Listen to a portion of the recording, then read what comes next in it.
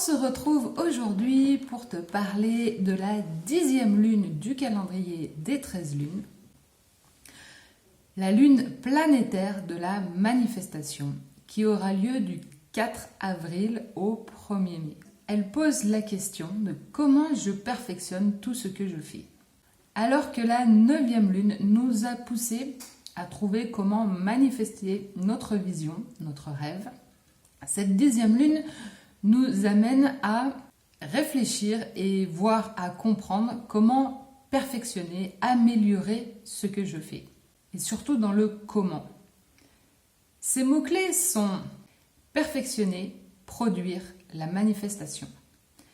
Il y aura 6 portails galactiques ce mois-ci, le 7, le 12, le 20, le 28 et le 1er mai.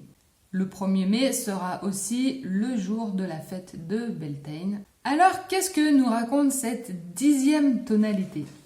La vibration du chiffre 10, c'est la manifestation physique de notre rêve, de notre concept, de notre vision du monde.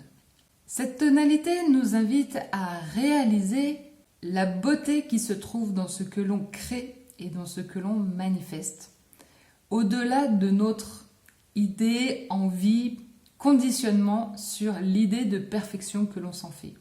Pour ma part, je vois que si cette manifestation s'est créée à travers la connexion du soi, alors c'est qu'elle devait être. C'est à elle, à présent, la création elle-même de trouver son chemin afin d'accomplir ce qu'elle a à accomplir. L'animal totem de ce mois-ci, de cette 10e lune, sera le chien. Alors, d'après les cartes médecine de Jamie Sams et de David Carson, le chien est considéré comme le serviteur de l'humanité. Sa médecine allie la tendresse du meilleur ami à l'énergie protectrice à moitié sauvage liée au territoire. La médecine du chien et l'archétype du chien s'est manifesté par bien des façons à travers l'histoire et a accompagné l'humanité.